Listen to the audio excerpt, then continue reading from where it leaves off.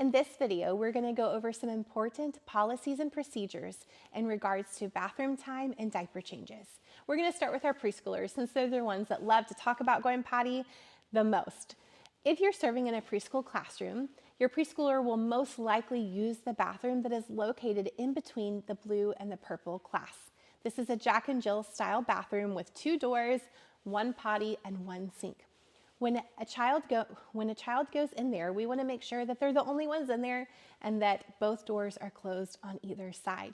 We also want to make sure that they have privacy, but that you're close enough to be in an earshot that you're aware of what's going on and who's going in and out of the bathroom. It's important that we give our child's privacy while maintaining a certain level of safety. If for some reason a child needs help or assistance in the bathroom, adults, it is totally okay for you to step in there to help wipe or wash hands or buckle pants, whatever you need to do. But I ask that you make sure to leave the door cracked behind you. Now, we don't want student helpers or youth helpers to step in to help with any of these things. Again, we want to make sure that the door stays open. And that's because we don't want any reason for us to be questioned why we were alone one-on-one with a child behind a closed door. Moving on to our toddlers. Our toddlers do need a lot of assistance in the potty and a lot of supervision. Again, it is totally okay for you to step into that nursery bathroom and to help them with whatever they need help with if you're an adult, but we want to make sure that that door remains open.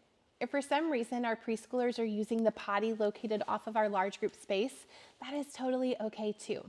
There are multiple stalls in there, but we want to make sure that we're close by so that we can hear what's going on. And if a preschooler does need help buttoning their pants or any of those things, again, it's totally okay to step in and assist. However, if you're serving in a preschool classroom, we don't want to just send kids off on their own to a bathroom that's far away or in multiples to a bathroom that's far away. Again, safety, but privacy. I know that that's a hard balance and that we'll do our best each and every time we serve. Moving on to our elementary kiddos. Now, they don't need a lot of assistance in the bathroom, but they do need a lot of supervision. There's a real need to be mindful of safety in regards to this, especially when we're talking about multiple children going potty at the same time. The same rule applies that we want to be aware of who is going to the bathroom and who is coming out of the bathroom.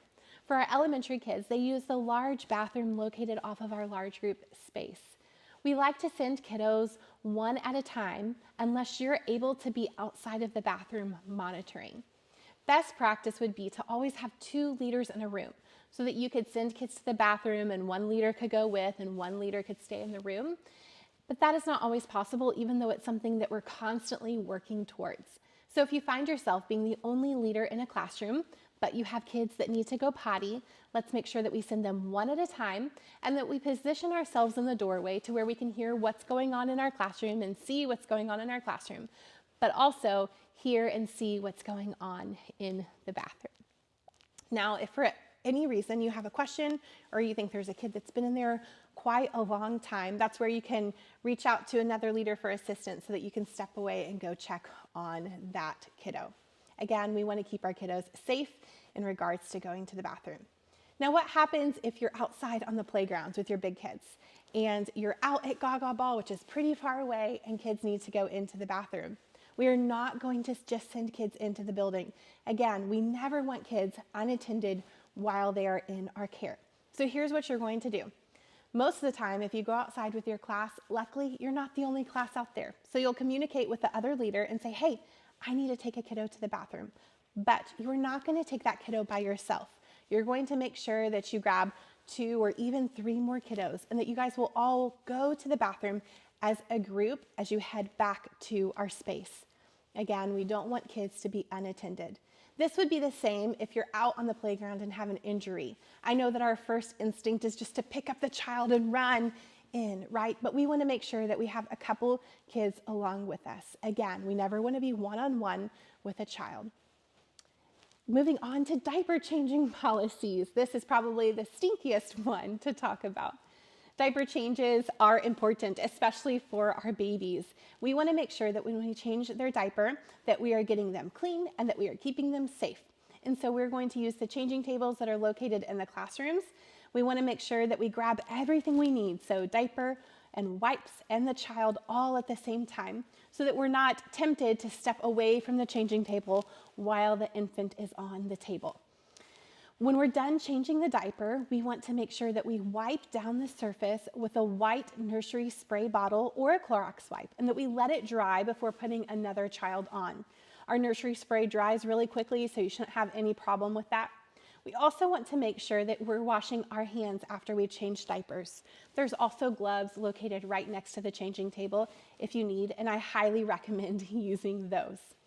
If you ever have any questions about anything in regards to bathroom policy or diaper changing policy, feel free to reach out to me or the leader in charge for that day.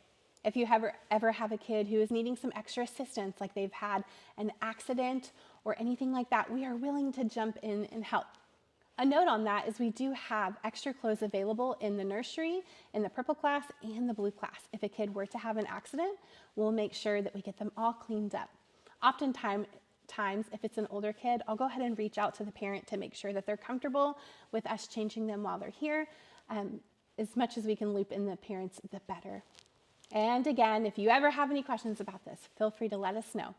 Go ahead and answer the questions below and click on to the next video about appropriate boundaries when it comes to serving in kids ministry. See you soon.